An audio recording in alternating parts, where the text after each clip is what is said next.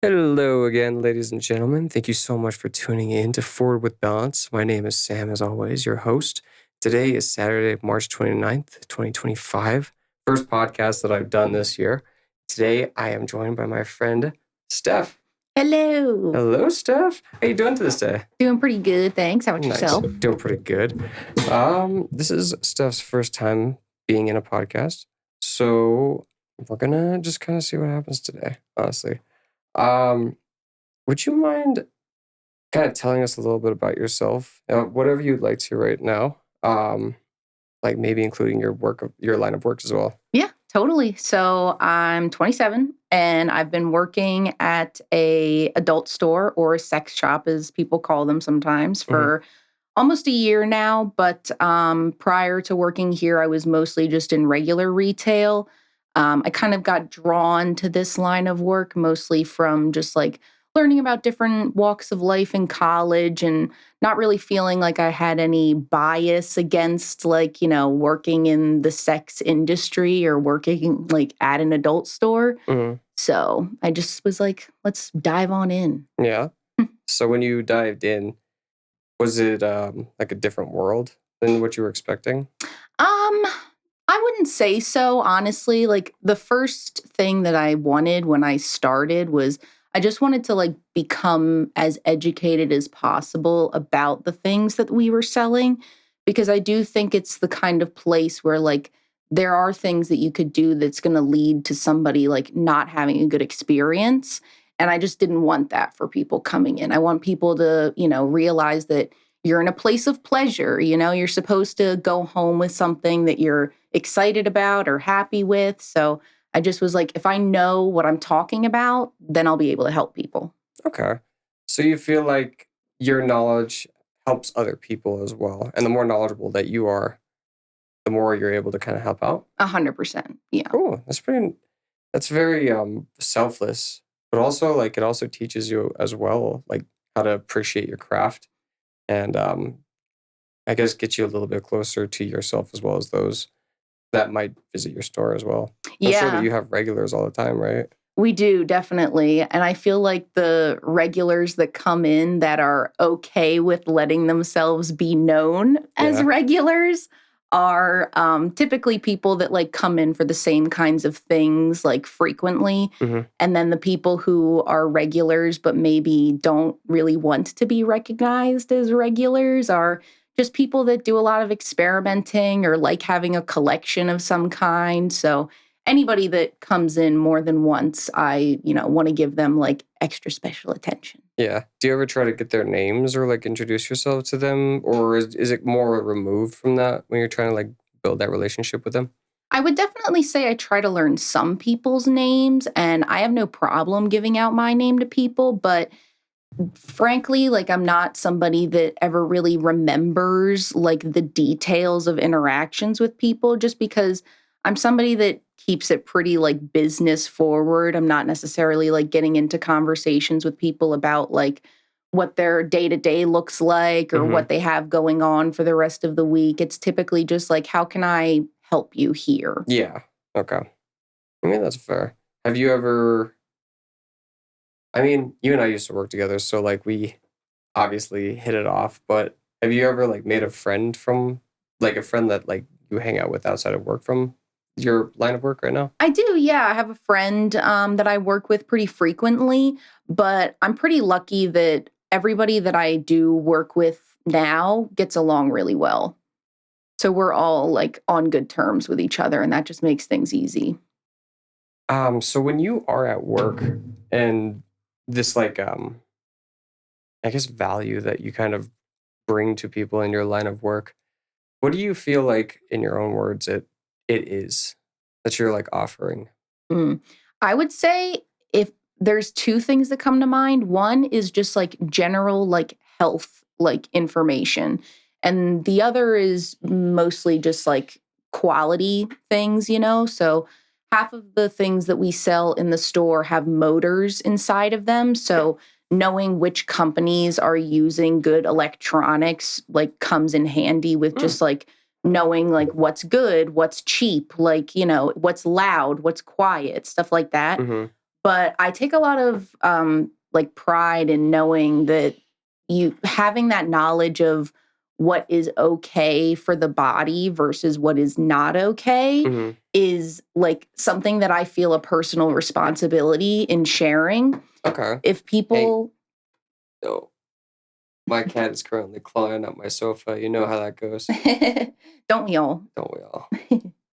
But yeah, basically like anything that people come up to the counter with, if it contains like ingredients that I know could eventually pose themselves as problems, I am 100% transparent with them about that because I want them to get something that will either like, be a good trial run. That can sometimes be maybe the only chance that I will let somebody buy something that's not good for them is Right. if they're just trying something one time and then they're going to move on from that. Hmm. Or if it's something that they want to like last for years or have like no negative effects on their body whatsoever.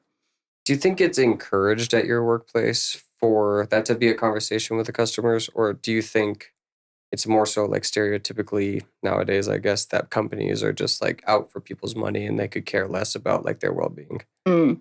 I would say honestly that the experience I have is that people really do want you to talk to the customer, give them the information that you have, and make sure that they're making informed decisions. At the same time, like, we sell the stuff that maybe is not ideal for, everyday use and things like that. But at the same time, that is less of a problem in my mind with the stores that are choosing to sell adult store materials and rather an issue that is kind of just existing within business.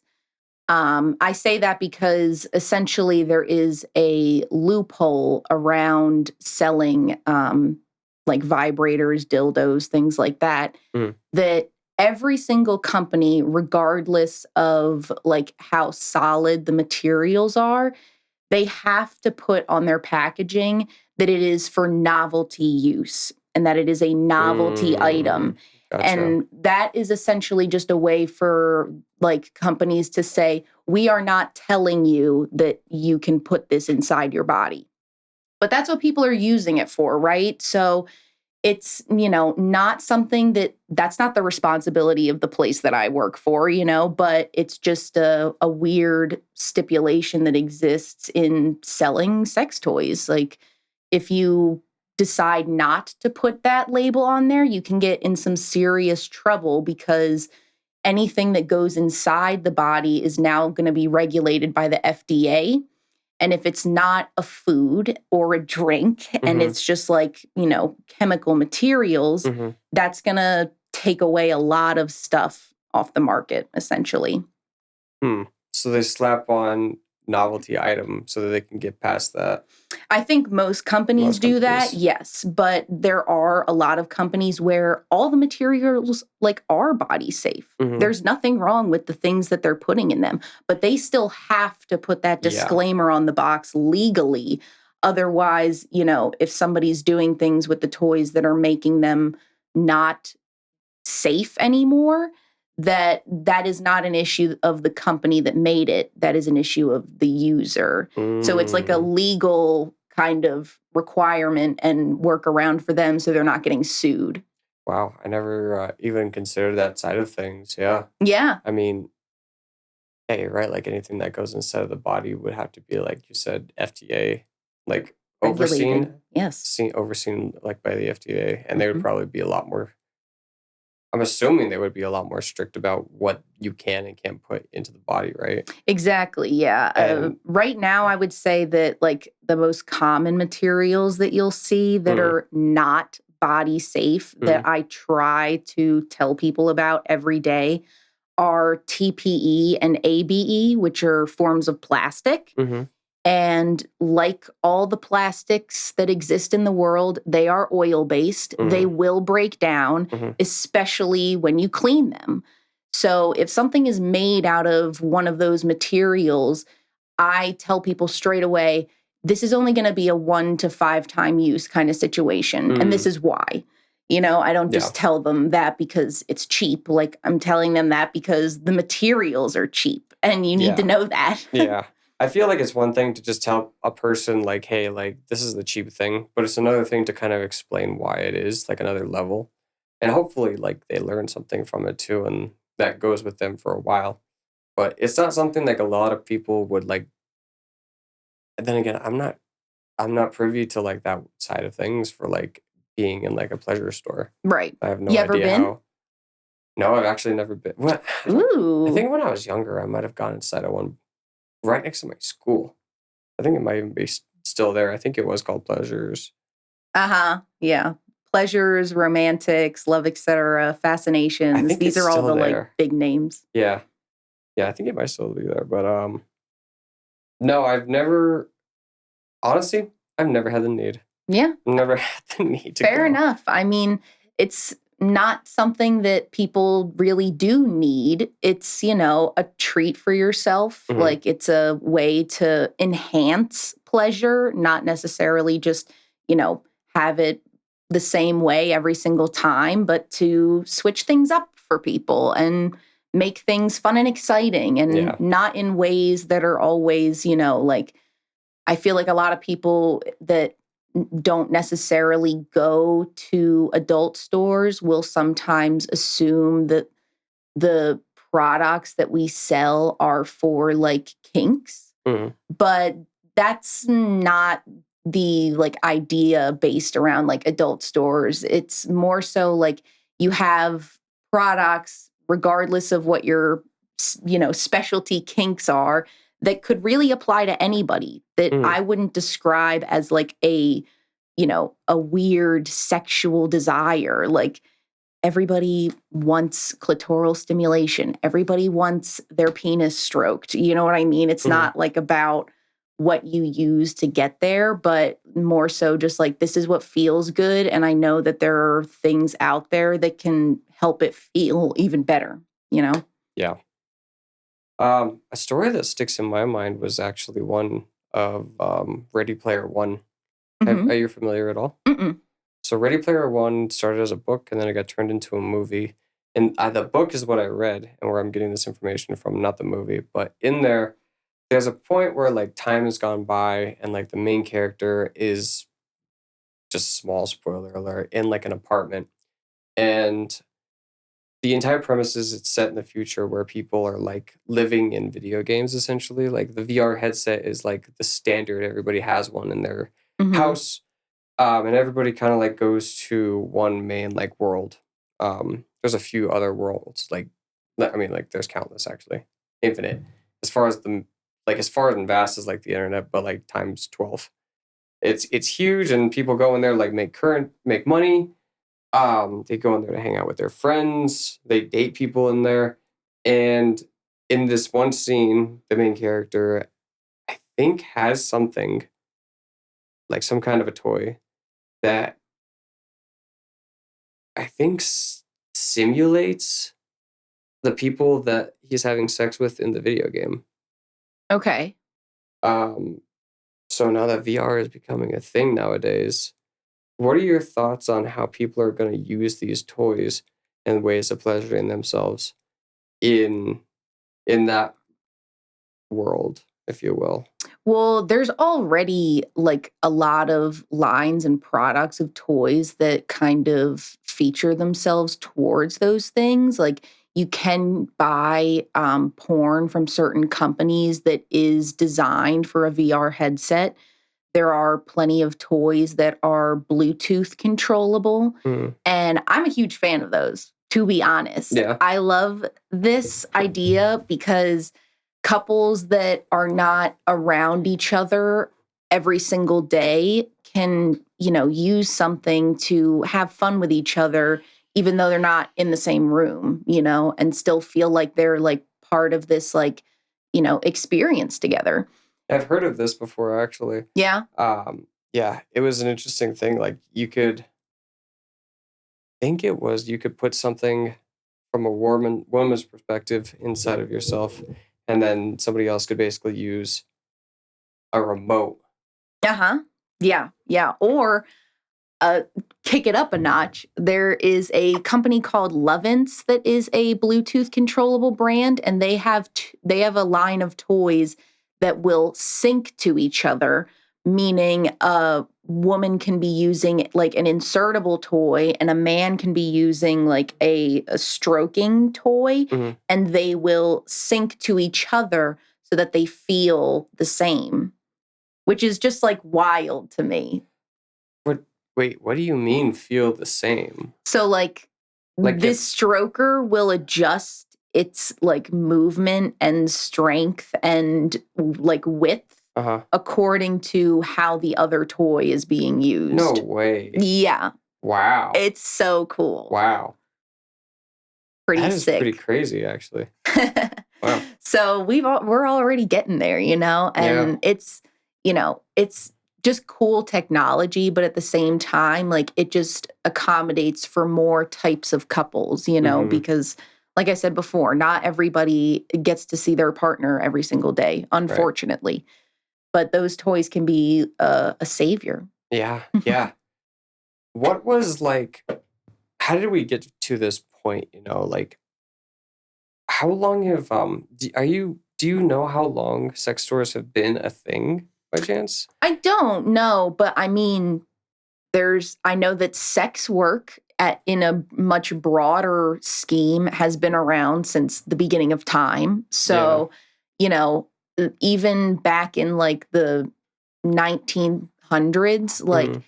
there's like proof that like women were using brooms and, different kinds of like machines essentially to get where they needed to get to. And I Yeah. wouldn't be shocked if there were businesses that kind of leaned into that. Mm.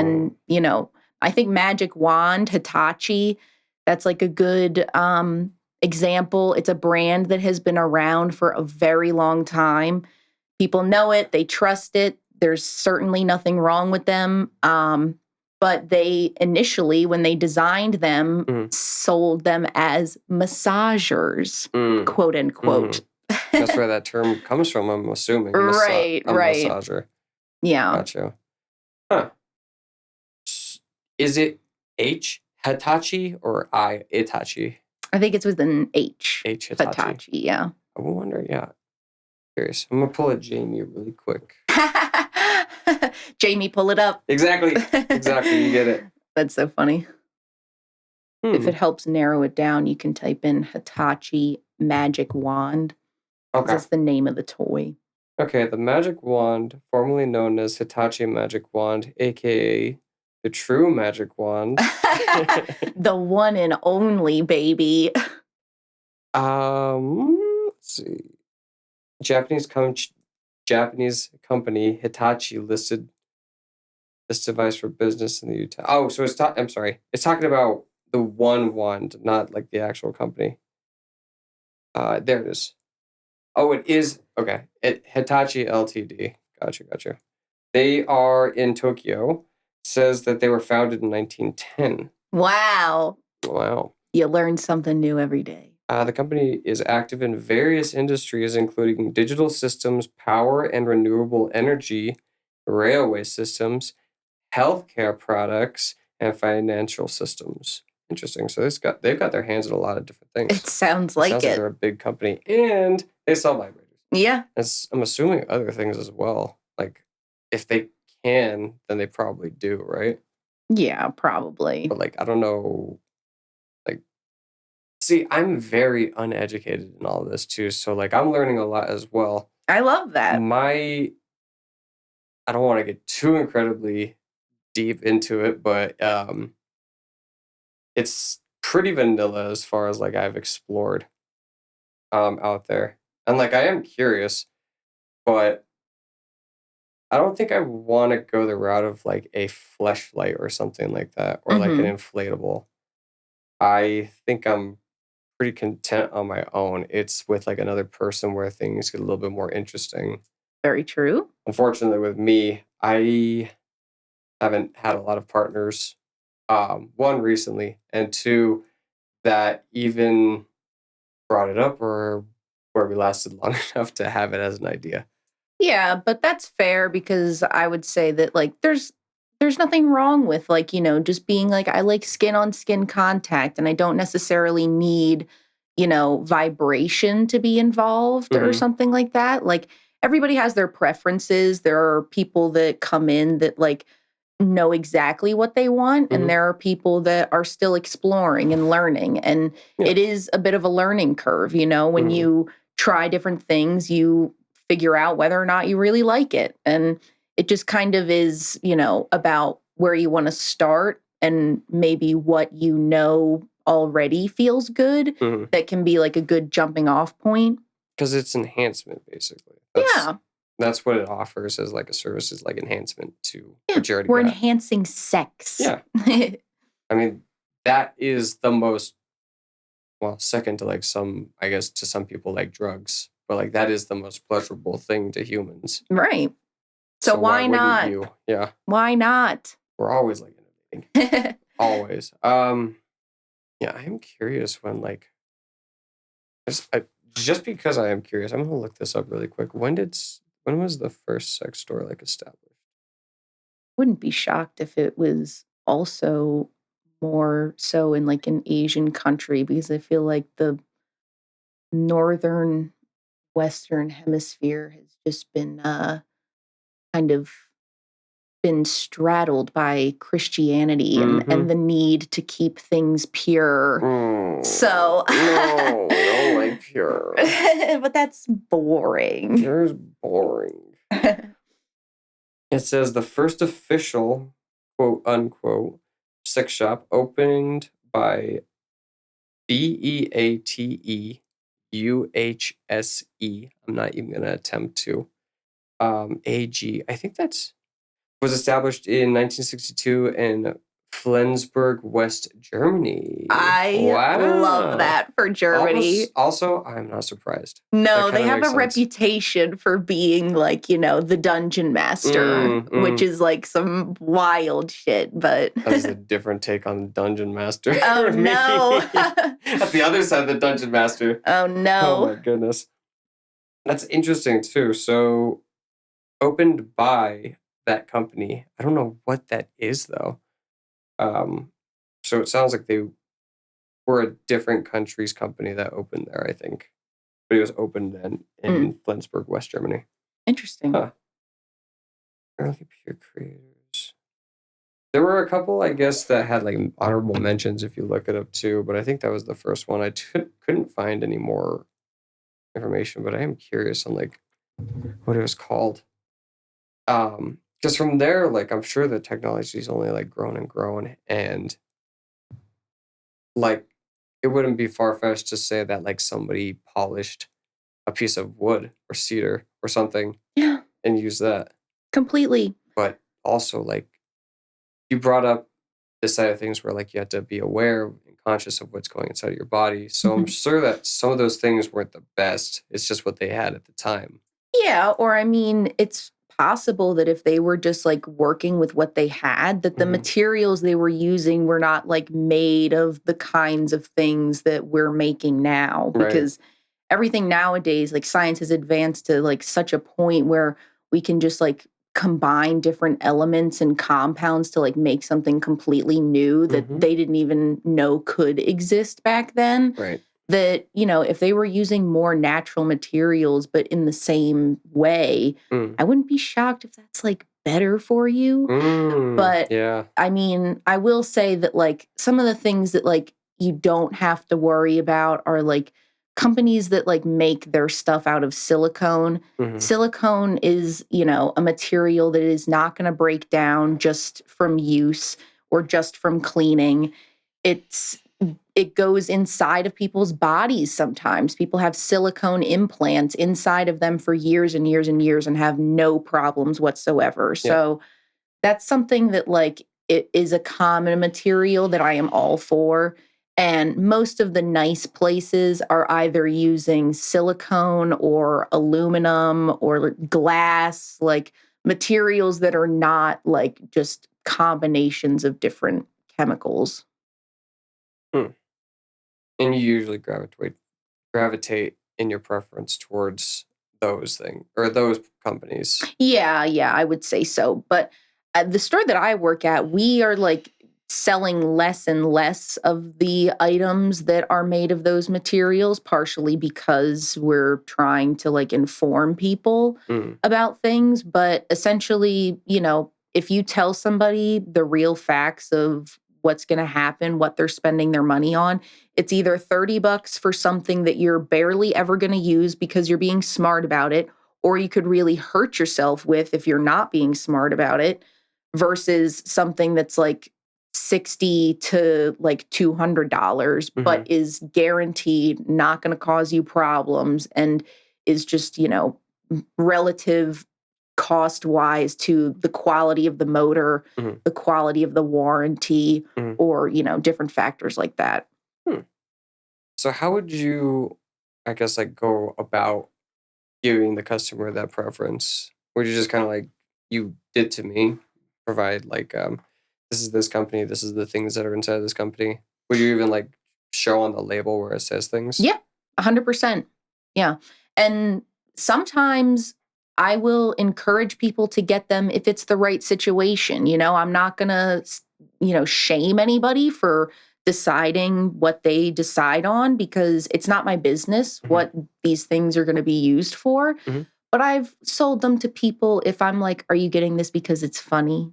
Because you think it's funny? Mm, Because if you just want a laugh, then by all means, get the super cheap one that does not need to be put inside of you. That's a completely valid reason to buy something like that. have But Have you ever had like hooligans come in your store? oh, yeah. Yeah. Oh, yeah. It's just, I think, inevitable, especially in like any sex work field, which me personally, just to clarify for the rest of the podcast, I don't consider myself a sex worker. And I don't think most people just working in retail that happen to be selling, adult toys, most of them would probably also not consider themselves sex workers. But we, share a community with them in the sense that, like, a lot of people that work for stores like that have knowledge hmm have also done sex work of different kinds. The clients that mm come in are often sex workers. mm And it's just like a place where you want sex positivity and you hmm want like people to feel comfortable regardless of what kind of job they have, what kind of sex they're having. Like, that's not my business. Yeah, So I just wanted to throw that out there. that's fair. That's very fair. I mean, there is a lot of things that come with that word as well, sex worker. Like there's so much that's incorporated into that one word. And I'm sure that a lot of people don't want to like associate themselves with all the negative that comes with that. Yeah, it's But I true. mean, yeah, I get it too. Like you also share that community, like you Yeah. said, with them and are part of their lives, essentially. Exactly. Yeah. Yeah. And it's like, everybody's going to have a different cutoff point to the question of what is sex work and what is not sex work. Yeah. And I only say that because some things are vague, hmm like there are people that work as like, bottle service girls where they are in lingerie 24/7 when they're at their work. hmm And that is what is like expected of them. hmm But some people that do that job would consider it sex work because the idea is that you are trying to attract people like hmm physically. hmm Other people would say, well, that's not sex work because you're not doing any activities that are explicit hmm with the customer.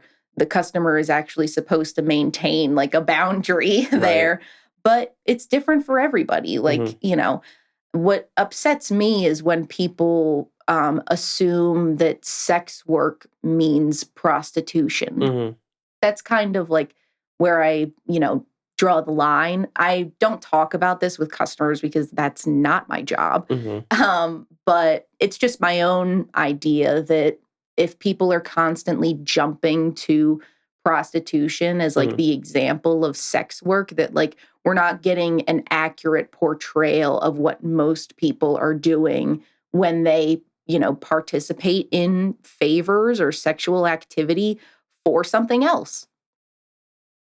Yeah. It also comes that side of things as well. Yeah. I mean, it's not. a service to anybody to just like turn a blind eye to it either. Like it happens because people are people. Yeah. And actually, something that I was excited to talk about today was I feel like something that we could all kind of work towards because we live in a country where, thank God, we are allowed to express our sexual, orientation and preferences and jobs and whatnot. That doesn't necessarily mean that everywhere in our country is like socially accepting Mhm. that those kinds of things are happening. Mhm. But even more so, I think that like decriminalizing sex work in general is going to be like a big step forward. I also feel like part of the issue with associating sex work and prostitution is that we have an anti-prostitution pledge going on within like the FBI and the DHS, just like places that like feel like they have to like legally do something regarding prostitution and Yeah. human trafficking. Mhm. They are essentially saying like if you are openly like prostituting, that is still a federal offense Mhm. and you can be charged with that. But there's, again, so many gray areas and blurry lines between those huge, huge problems of sex trafficking. Like that's like something that like is probably a sex worker's worst nightmare, Mhm. and they are at the forefront of that crime. Right. And it's terrifying. And if we just accept the fact that sex work has been around for a long time. It's Yeah. not going anywhere. We need to, at the very minimum, be making it safe for Right. people to do it and be making people feel like if there are being crimes committed against them, that they can come forward and say, yes, I was, doing favors or, whatever in exchange for money, Mhm. but that doesn't make me less of a human and like somebody that is to be looked at as not like a valuable member of society. Interesting. One of the things, yeah, like you mentioned, it's been around forever, and my mind immediately went to um like Asia and like the Eastern countries where I don't even remember exactly where I learned this, but there were houses dedicated to it. But it was interesting in how it was structured.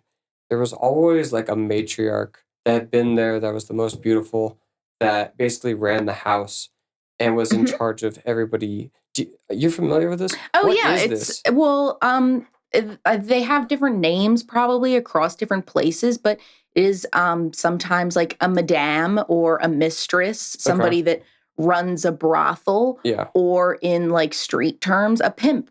You Okay. know, Yeah. it's essentially Yeah. just somebody that is overseeing the activities Mhm. and doing that in exchange for protection and parts of the funds. And sometimes that can work out for people and it can be a good decision. But sometimes, that just leads to more problems. Everybody's different. Also, I wanted to just like really quickly like shout out a book that I would like to recommend. It's called Sex Workers Unite, by Melinda Chattenvert, I believe, or it could be Chateauvert, depending on where she's from. Mhm. But I just know that that book is great and it provides like a lot more context for like the laws and government policies actually surrounding sex work. So if Mhm. that's something that somebody's interested in, I would check that out for sure. Do you know when it was published? Don't remember. Let me look this up really quick. Yeah. Because if it was like a older book, then it's probably been updated since, right? The I don't think it's laws? that old. No. No, I think it's definitely like post 2000, Oh, okay. So but it's I more don't modern. know like how far into the 2000s. What's it called one more time? It's called Sex Workers Unite by Melinda Chateauvert or Chateauvert, depending on how you pronounce Oh, I that. see it. Okay. Eight. 2014. Okay. There you So yeah, go. it's definitely more of a modern book. Okay. it just goes over, I'm sure that it encompasses more, but is it mainly centered around the laws in America? Or is it like other countries as well? I would say that probably like the first like 25 to like 30% is just about like laws and policies and stuff. But Mm, then I would say the back end of the book talks more about like cultural and social movements that were attempting to address certain things. mm. Where here? Yes, in the Okay. US. Yeah. Hmm. So it talks about like the Stonewall riots, which are like a big one. It talks about like Amber Rose's slut walk that happened, like a lot of good stuff in Amber there. Rose's slut walk. Oh my gosh, do you not know I what this don't is? know. I love that. Okay, so Amber Rose, she is a model. She was a dancer, I believe, at one point. She currently like has a podcast. Hmm. She's just like, an influencer, I guess you could say, Okay. despite, being a model and a dancer as well. But she, when she was younger, this is all public knowledge, by the way. I'm not sharing anything that has not already been put out there. But she experienced essentially like public shaming Mm-hmm. for being sexual. And Mm. like she's gone through sexual trauma as well. And her experiences with that just kind of like made her want to set up a walk similar to like a cancer walk. It's just like a fundraising event, an awareness event. Um, I don't think it is a fundraiser, actually, now that I said that. I think it's an awareness event Mm-hmm. where it's basically just centered around the idea that like shaming women for having sex does not benefit anybody. And, using terms like slut and whore and bitch occasionally are gendered terms that we Mm-hmm. use to shame women who are sexual. Mm-hmm. Like it is inherently ingrained in the word that in order to be a slut, you are to be sexually promiscuous and a woman. But people are also just like throwing it around left and right to, essentially like degrade people. Yep. And I know that Yep. people will say that slut could be a term that could be applied to men. Of course it could be, but you could use any word for like any, descriptor and in English it would fly.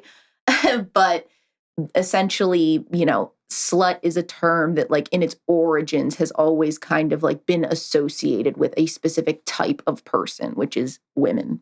Mm. I never understood it, why that was a thing.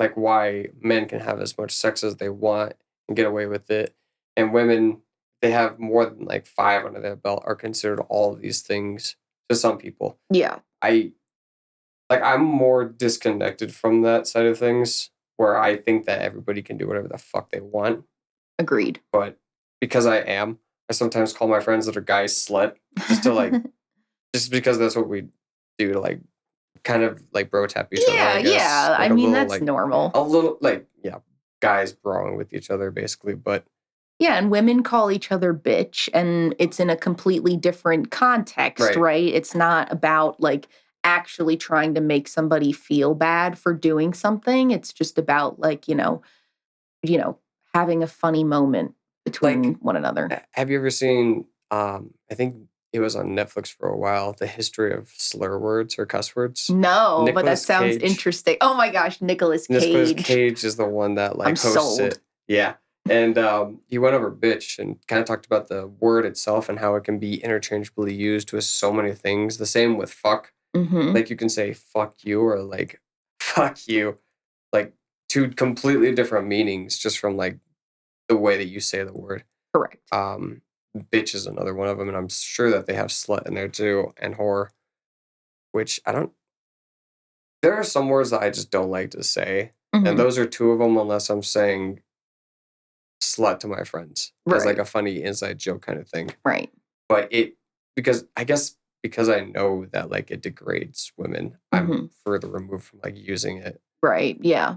and yeah, I mean, people are gonna people have for a long time used those words, and it's gonna be hard to harder to spread enough awareness and for enough people to listen in order to like make that change.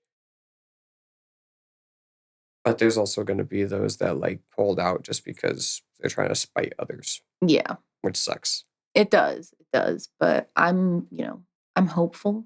I think You gotta that, look at the good. yeah, I think most people do recognize that, like, there's going to be times where they can say things and it will be completely okay and Hmm. completely fine. And there's going to be other times where they say something and it's not going to be that way. But no matter which side you're on, there's always going to be people in the opposite court. Yeah. There's Yeah. always going to be some people that are like radically being like, I think, straight white men should be able to say bitches when they're talking about women at large. And I'm like, I don't agree with that. But there will be, just people on the other side that are just, not necessarily tuned into certain Yeah. things, or maybe just don't care. Hmm. And for as unique as they are, comes their unique ways of seeking pleasure too. Hmm. Yeah, it sucks, but I will say, you asked me earlier, and I went on this like tangent about like sex work in general, but Hmm. like some of the interactions that you have with people, depending on like the level that you're working at, Yeah. can be crazy. So Yeah. I can't even imagine what like actual sex workers are going through. I'm sure I wouldn't be surprised by the Hmm. things that they would have to say, but even just working in retail, there have been situations where I'm just like, dude, you're so like unaware of everything that's going around you that like this is what it's come to, like people who call us just to like say dirty things on the phone and like wait for us to either hang up, or they try to like keep it vague enough that they're like keeping you on the phone for an extremely long period of time. And it can be challenging to figure out if somebody is just using you on the other side of the phone. Oh my gosh. Yeah, it's very annoying. Yeah. And you're like, buddy, why? Why did you do Jeez. this? I feel used. But, there have been people that have like come in the store and are so bold as to like do crazy things there too. So it's just, when you're working with the general public, Yeah. you're going to have all kinds of experiences. I have great experiences with people and I have horrible experiences with people, but we just are on different moral compasses. Um, you don't have to answer or not, but it made me curious. What's one of those experiences that you would feel comfortable sharing if you do at all? Oh, yeah, I definitely have one. Well, I can tell one that I've already shared with all of my coworkers because it Oh just yeah. like dumbfounded me. But a gentleman came in one day and he had his bike with him. Hmm. And anybody that comes in with a bike, I have to tell them, like, hey, just so you know, you have to leave that up front. You can't be walking around with your bike. Right. So when I went up to him and asked him about that, I asked if he needed help finding anything, and guy just trauma dumps on me. Like he just starts telling me all this stuff about, I just got divorced 3 months ago, and then I started seeing this girl. I just caught her cheating on me. I kicked her out. Like it was a lot. Mm. And normally, if people are sharing with me and they are nervous in any way, shape, or form, I want to comfort them and I want to be like, it's okay if you need to ask me a question that you think might be a little like dodgy. Hmm. I'm here to help, Mhm. But when people just straight out the gate are like unloading on me, I'm Yeah. like, this is wild. Yeah. So that happened. And I was like, well, you're in a place where you can treat yourself. We can find you something to hold you over, Right. just let me know. And he was like, yeah, I want to look at some of the strokers. Okay. So we go and we start looking at the strokers. Mm. And he just asks me, oh, are you single? And I was like, oh, I'm not, Mm. sorry about that. And then we move on, right? Mm. Because somebody saying something one time is like, there's no judgment there. You shoot your shot. I say no. It's okay. Yeah. Let's just continue on. Mhm. But shortly after, like talking about some of the strokers, he goes, but what about like a one-time thing though? And I was like, Well, no, I love and respect my partner. I could not do that to them. I'm sorry again, but anyway, Mm-hmm. try to keep talking about Mm-hmm. what we're actually here to do. Then we go over to the lubes after he has something picked out. I start telling him about the differences with the lubes. And he goes, but if you were single though. Oh my God, dude. And I was like, but I'm not. Right. Like, I don't know what you want me to say. I've explicitly said no multiple times now. I didn't say all this. All I basically said was, but I'm not though. Right. And then tried to move on. Yeah. But internally, I was like, you are giving such like manipulator energy because you are just like refusing to take no, like answer, constantly. And finally, the very last thing after I said, well, I'm not though, he said, I just really want to pull your hair. The fuck? And I said, well, there's somebody out there for you. Because ultimately, like, as women, it sucks to be in a situation where you feel like if you don't, at the very least, keep someone not aggressive, that you're skating by, you know, because it's a real threat for women that if you reply the way you actually want to reply, which would have been, dude, you need to stop asking me that. I've told you multiple times and you're being too much. That if things get aggressive quickly, that is scary. Right. You know, so it's kind of just like, you know, a women's kind of like shield reaction of like if somebody says something that's like inappropriate, just be like, ha. Anyway, and then just try to like move on. But they know what they're doing, these people. They have us trapped socially. They know that because I am at work, I cannot just walk away and leave. You know? Damn. And I could stop interacting with them. That's totally an option for me. Like nobody is forcing me to continue talking to somebody. I could just go up to a coworker, explain like I'm very uncomfortable right now. Like I need someone to help me. Right. That's always on the table. At the same time, like it happens so frequently that sometimes you become like, just like, I can handle this myself if we can just get this moving along. Right. Like if I can just speed up your process of like getting what you need and getting out, that is a win. And, you know, every day is different. It depends on the person. It depends on what they're saying 100%. Yeah. So. Yeah. I thought that retail in general was bad. I know a couple of people that work in like retail and like some of the horror stories they tell me just from like that side of things, but also couple that with the fact that like people will call you and do that over the phone. Like, come on. I know. And I'm assuming most of them are men. Oh, all of them. All of them are men. All of them are men. I was curious. I wanted to leave it open if like maybe a girl were to just try, but maybe not. I mean, I'm sure like someone out there has had an experience maybe with like a woman customer being inappropriate with them. I would not doubt that. That's fewer and further between than. So rare. Oh yeah. It's never happened to me. I'm sure if I asked my coworkers, some of them would probably have like one story out of the like 50 that we probably have. So it's like, it's usually when women walk into the store, I'm like, okay, cool.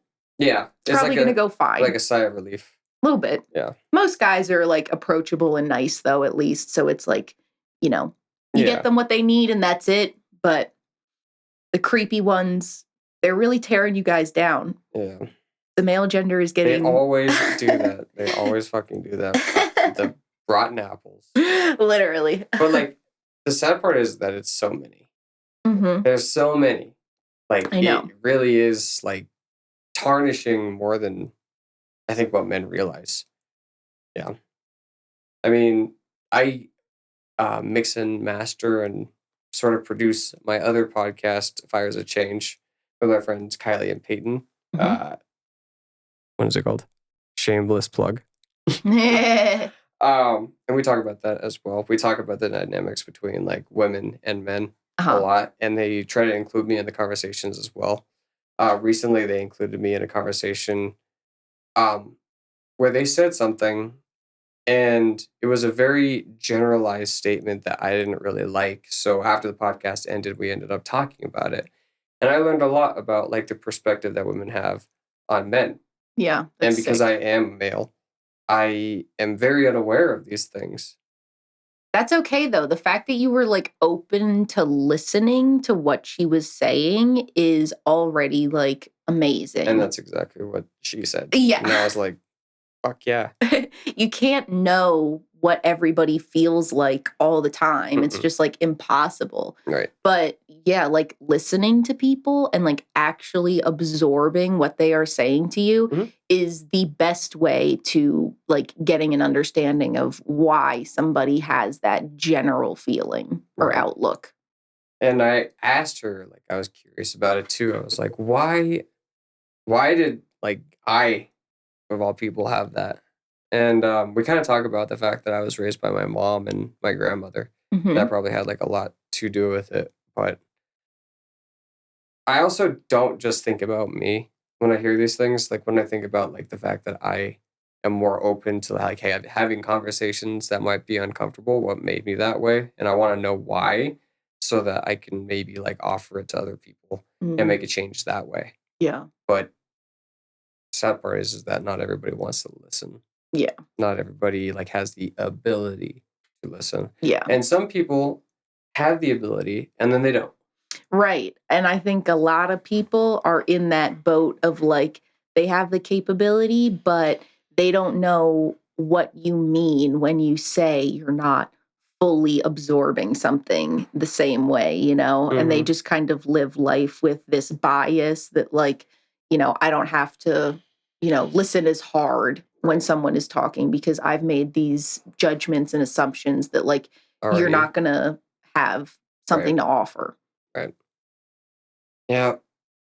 Yeah. But good for But you, though. yeah. Yeah, because I think I think we're heading in the right direction in terms of like, at least like US culture. Like, yes, it sucks and it's really hard to like watch so many people and experience people still doing shitty things purely based on the way they look at you. But I think that there's more and more people coming up that know that's like a bullshit excuse essentially of like you're just not like looking in the mirror enough Hmm. and actually reflecting on things that are posed to you. You're just running with whatever you decide is true, Hmm. but that doesn't work for like, big groups of people. You can't just be like, "Oh, I definitely don't think anything about such and such." It's like, well, you probably did and you probably do. And if you're not in touch with that, you're just going to constantly do damage. Right. So, To yourself as well as to others. yeah. I feel like, and this might be going off topic a little bit, but it's something that I do like to talk about on here. I feel like psychedelics played a big part into the open mindedness and the curiosity. I am there was a who the fuck Neil deGrasse Tyson, who I'm not the biggest fan of in general, but like he did say something, and I watched a short where he was like narrating, and he talked about like the curiosity that we have as kids and Mm, how the school systems have a way of removing that curiosity before we get to adulthood hmm. Hmm. and essentially like trimming us to fit this cookie cutter shape that they throw us into society as because that's what's worked and they don't want people to like undo that work, I guess. But that's another story. But basically, the people that end up transitioning through that through high school, through college, and make it out on the other end, still with that curiosity, that natural curiosity about life. Those are the ones that usually are more open minded to having these kinds of conversations, Yeah. and they're more curious about understanding people. They have like more of like this empathetic, like childlike empathy about them. And I feel like I'm glad that I still am at least in touch with that Hmm. and I haven't like completely shut it down. And it's growing because I'm acknowledging it too. But one of the things that helped a lot was my involvement with psychedelics, Okay. mainly mushrooms, psilocybin. That's my main ingester, but it has a way of making me more like curious. Like it shuts down a part of the brain. I feel like that scientists are trying to narrow down to like the ego. Hmm. Um, and that's another conversation that I could go down, but I'll stick to this one. So it shuts that part of your conscious down, and for me, I feel like I'm not as confident about like the world as I am when I'm sober, and because I'm not as confident, it makes me more like curious about things and like appreciate them a lot more while that wall is down.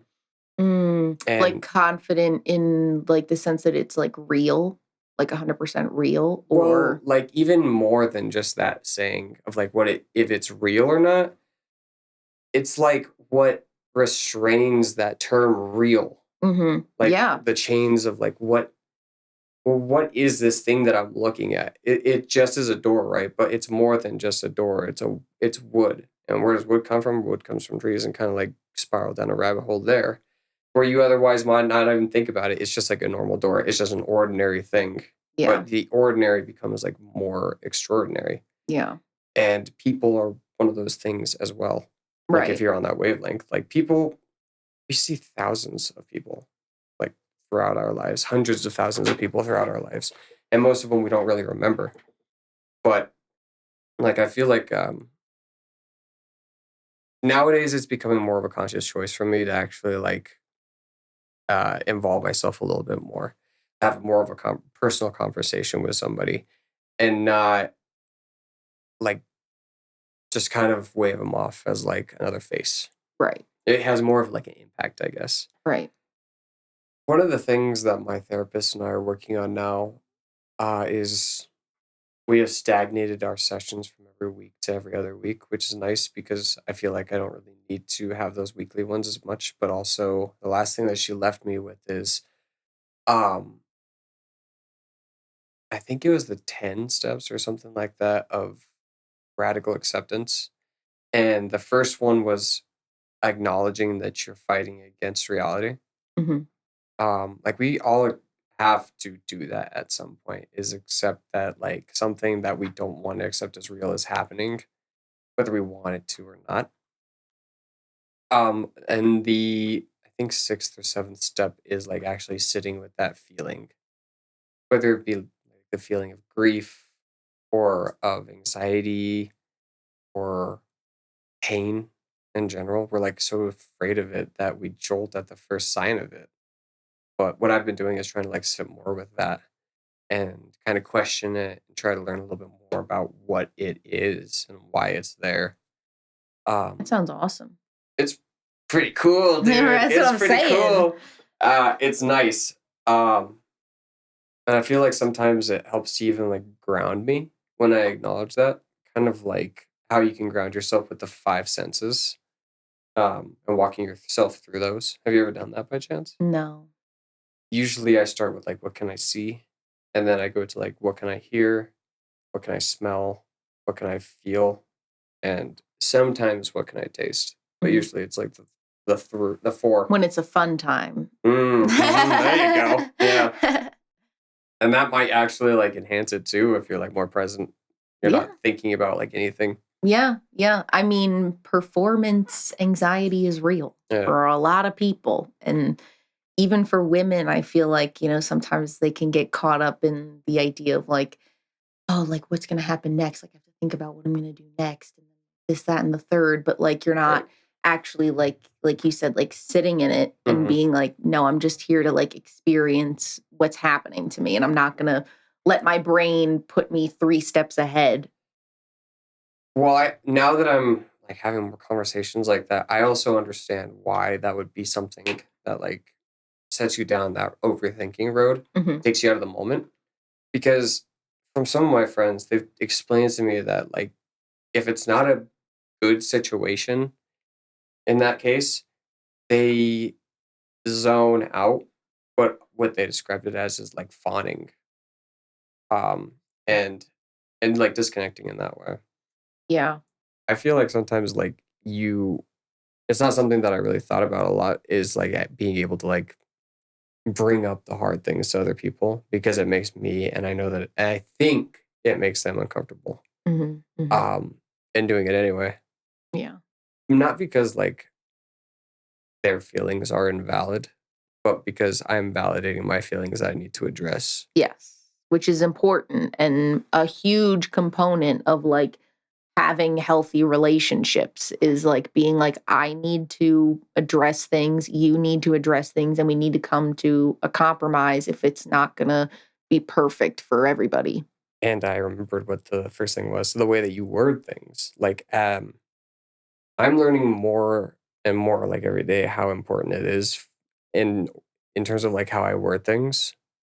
Because if I come out of the gate and just say exactly what I'm thinking, like you mentioned earlier, being in retail and wanting to say these things to that guy but having to hold yourself back, yeah, it might have like turned out to be like something far more than it was in that moment if you decided to share it that way. Right.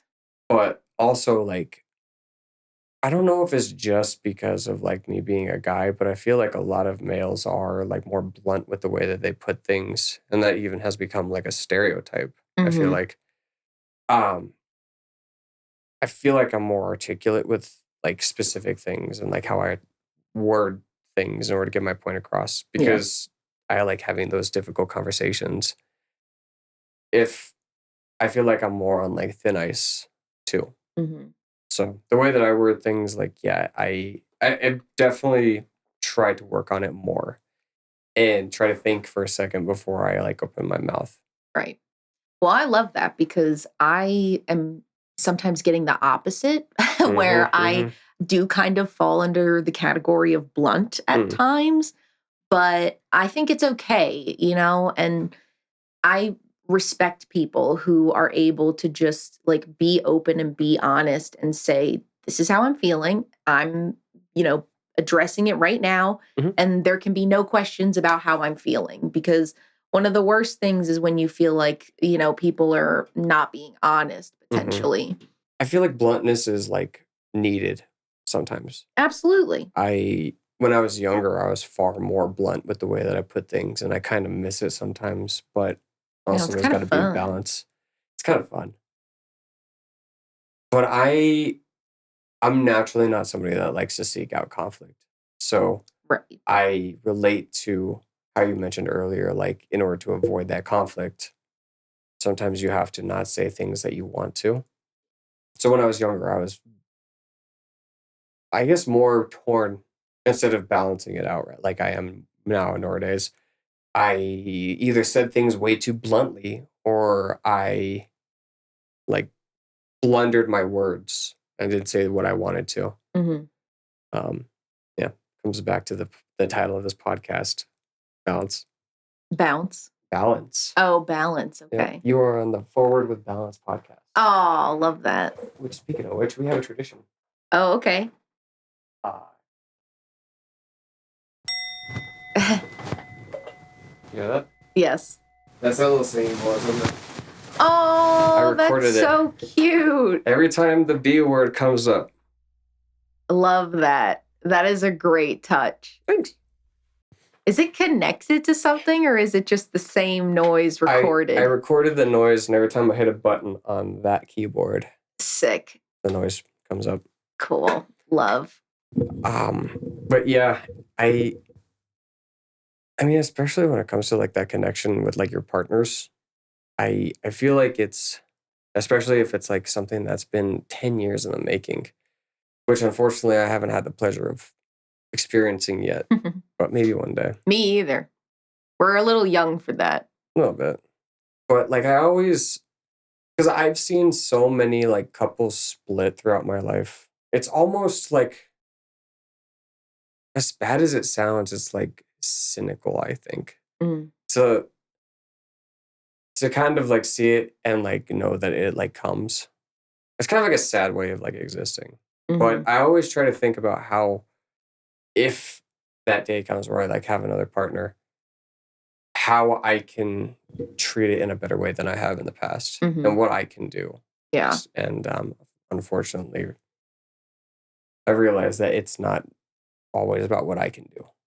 Right. Yeah. You have to find somebody that's like willing and open to do the same amount of work on Right. themselves. Because if you're in a relationship with somebody who just will not budge Hmm. on things, especially if it's happening most of the time, that's what, breaks down conversation and brings up conflict is when people decide, I'm not moving on this, Right. and sometimes it's okay to say, this is just the way it's going to be, but that can't be happening like all the time. Over everything. Yeah, that's You not a gotta good way be. to live. You gotta be a little bit flexible. Yeah. In ways. And they're going to In keep ways. having that problem over and over and over again with Right. people is that like we always come to this, unless the dynamic is that one person just announces how they feel and the other person just has to go with it every single time. Right. And some people have relationships like that, and Yep. that's fine. That's their choice. But if you want to have a relationship where both of you are growing constantly and doing it together, Mhm. you both have to be able to, put your foot down sometimes and be willing to, let go of something other times. Right. Right. Letting go, honestly. A lot of people don't want to let go. Yeah. They feel scared, or like, what would they do if they didn't have that thing, or if they didn't act that way? Yeah. Or they could get scared to explore. Yeah. They could be very scared to step outside of their comfort zone, especially if it comes to things inside the bedroom. Absolutely. Yeah. The biggest thing that I feel like people will say to me if they have never, you know, frequented a adult store, maybe they've been to one like one or two times, but that was it, is that they feel like they don't know where to start, Mhm. and I definitely wouldn't if I were to go in there. right. And that's okay. Like we can give people guidance if we're in a position that like we can like help you. But at the same time, there's different, areas that we bring people if they generally know something that they're looking for.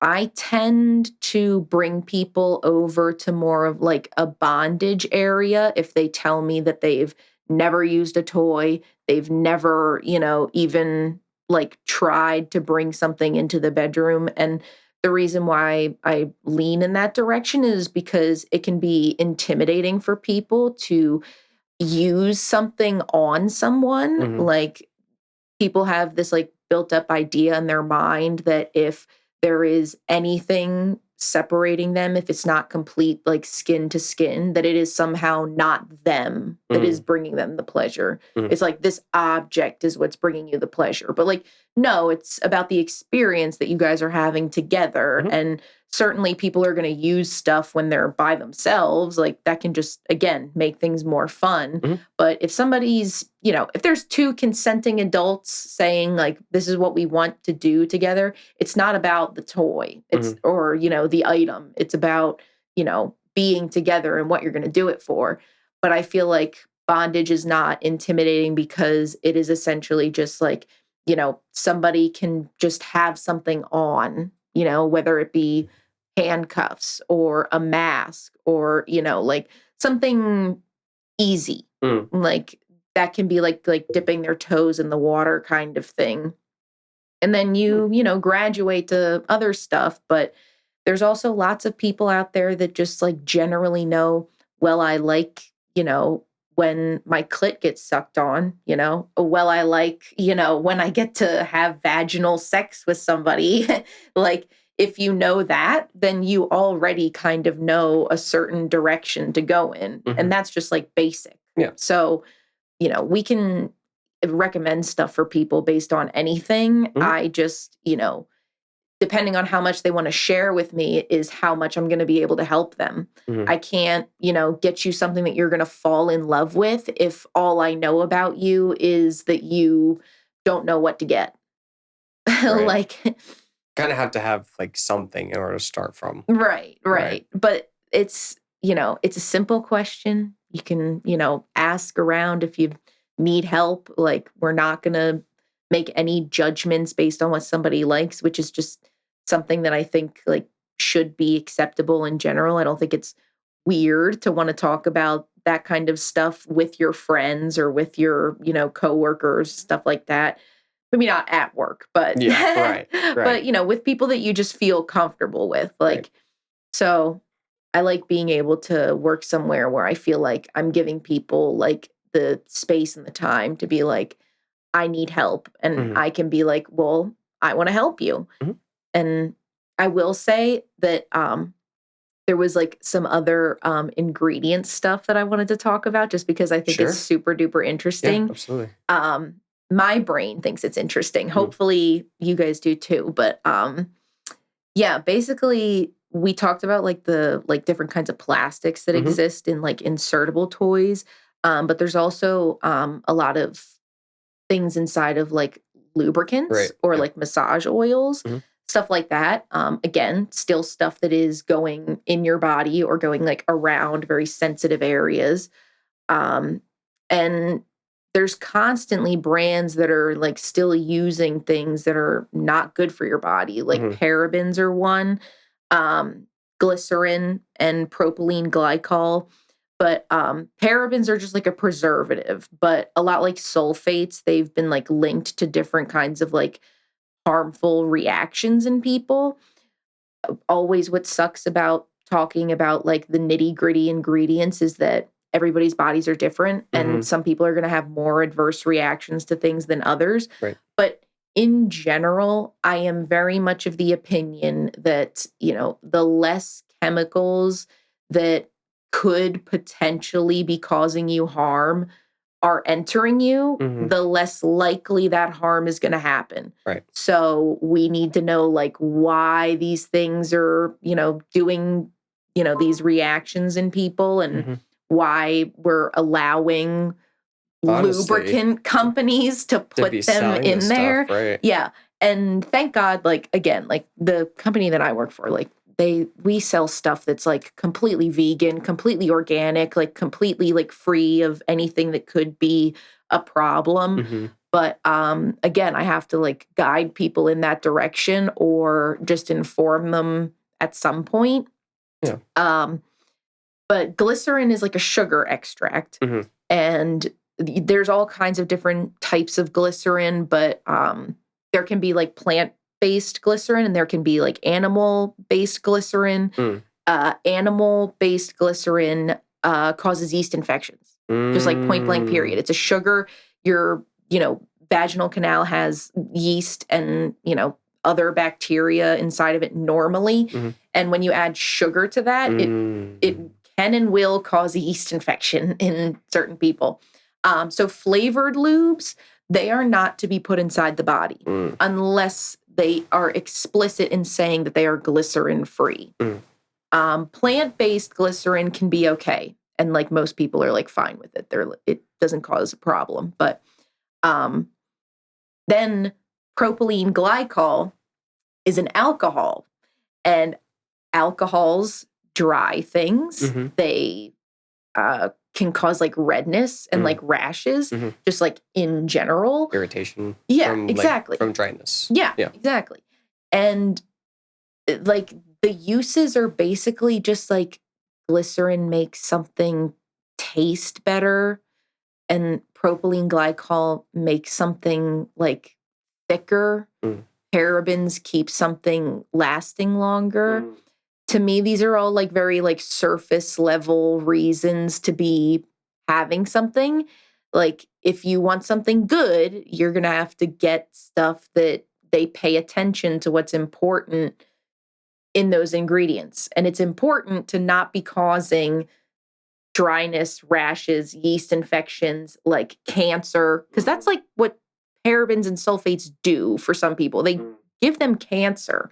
So, like, we need to stay away from that, like, entirely. And I think there should be more involvement in, like, laws, like, relating to lubricants. But we need to be holding businesses accountable for the ingredients that they put into things. I'm just a big believer in the fact that we're a little too loose on this in the States. I'm sure that other countries have, different rules and things, but what sucks is that there are different levels of, what is considered toxic. So as long as something is not like, oh, you had it around you or on you or in you and then immediately had a reaction of some kind, that's like purely toxic. Then there's like things where like prolonged exposure can be toxic.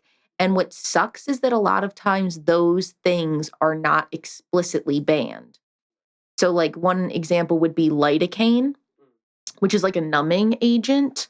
I'm sure they use it in like, things other than like topicals, but I think it might be an ingredient in some like gas forms, like for anesthesia, but like primarily it's in like topicals, like for numbing.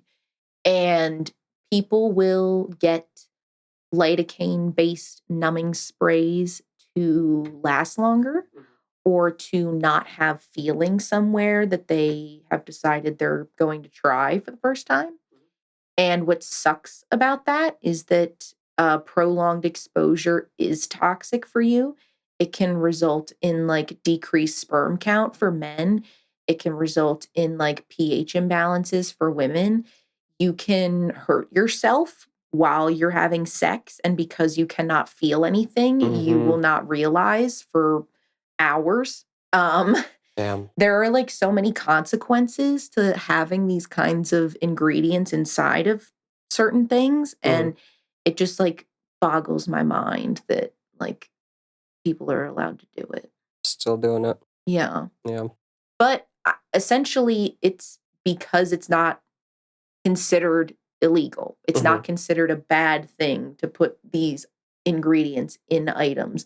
I am just of the opinion that it is. And these are items that are going inside of your body. Yeah. That's going to be even more of an exposure than something that you're just like, oh, you used like plasticware to eat every day, and you're like, that's just kind of like a contact thing of like, an oil like dissolving situation. But if you're not using the same plastic fork every single day, you'll probably be fine, right?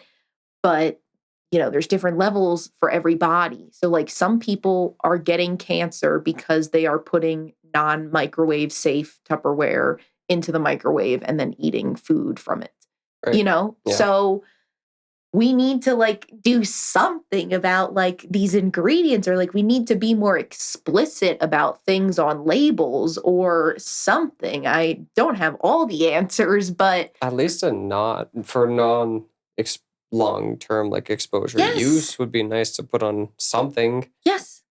Yeah. That's something. Meanwhile, I'm here sitting in a retail store feeling a personal responsibility to share it with people. Right. Because I am like, I need you to know this information. This is what could happen.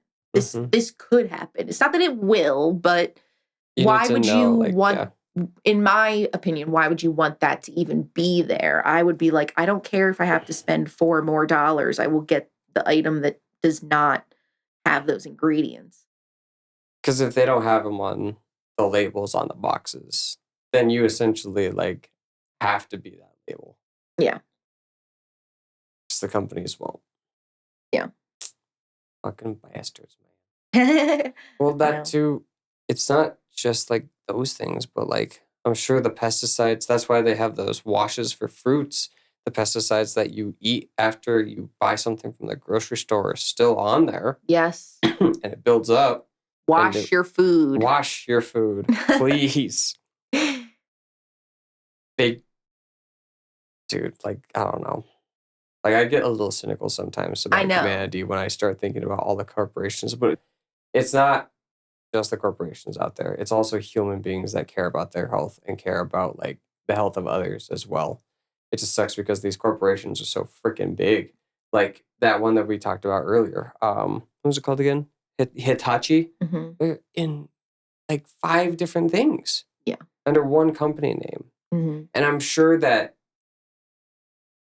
they wouldn't be caring about all of them equally. Right. Some things are just money for them at this point because they've gotten so big. Yes. I like to support like smaller businesses because at least they're like only thinking about like the one product and they know all the things about that one product usually in a small business or a smaller business rather than a big corporation. But yeah, I mean, I'm appreciative of you going out there and spreading your knowledge and awareness. Thank you. It helps. I know that it helps, even though I can't see it. Yeah, I feel that too in my gut. I'm Yeah. like, even though people like it'll be just as simple as somebody being like, "Oh, thank you." Like, I didn't know that, and I'll Right. just be like, "I didn't know that either for a long time," like, but now that I do know it, Mhm. like, I really do feel like people are benefiting, and I'm not getting paid by these companies, but like I will rep Intimate Earth. They are a lubrication brand company. They make all kinds of lube, totally safe for your body. Like, try it. Mm. There's Sliquid, another lube company. They're keeping it simple. They're doing good work. Yeah. Pure is another example. In terms of like toys, there's the Womanizer line, fabulous, fabulous toys, really worth the money. Shaft, which is a brand of dildo that uses medical grade silicone. So, Wow. like, there are companies out there that are like, they see what people are thinking. They know that, like, these are like things that have been talked about a lot recently, is like the ingredients and stuff. And they're paying attention to that. And they're Yeah. saying, like, we need to like separate ourselves. That's So, as awesome. much as like people might be thinking that, like, oh God, like all these, like, it's all horrible. It's not good. Right. It's not great, but you just have to do your research or Yeah. find somebody who knows what they're talking about, one or the other. And then once you find that, then you can make your informed decision. Right. One of the questions I was curious about, I've seen this only once, but I think it was a lubricant made from or having ingredients of THC in it. Are you familiar with anything like that? I'm not really familiar with ones that have THC. I'm familiar with the ones that have CBD in them. Okay. There's a brand called O-Shot that does that. There's a brand called On that does that. They're owned by a company called Sensiva. So we're back in the loop of companies owning companies and having different names and all this stuff. But yeah, there's definitely different kinds. I just I haven't tried them personally just because I'm not like a big CBD user myself. That's fair. Yeah. I've heard good things, but I just tend to be thinking, if I'm going to use a lubricant, it doesn't have to have CBD in it. That's not like a deciding factor. So I just give it to people when they know what they like. I'm like, go for it, man. Get that Go for it. CBD. Get Put it, that man. CBD in there. Well, I think this is a good stopping point, Steph. Thank you so much for coming out and talking to me. It also, like coming back to the last conversation that we had, helps to spread awareness about some of these things. And maybe someone out there will listen to this and gain a little bit of knowledge from it. I hope so. I definitely have. This has been a Aw. very, I've learned a lot. I'm blanking on the word right now. A knowledgeable conversation, something like that. But yeah, thanks for coming and sharing your knowledge with me. Absolutely. Thank you for having me. I loved it, and I hope I can come back. Congrats on your first podcast under your belt. Thank you. Yeah. And maybe next time you come on, we can talk about something a little bit more out of this world. Sure. Yes. Let's do it. All right, Steph. Thank you, everybody, so much for tuning in. Until next time, we'll catch you later. Bye.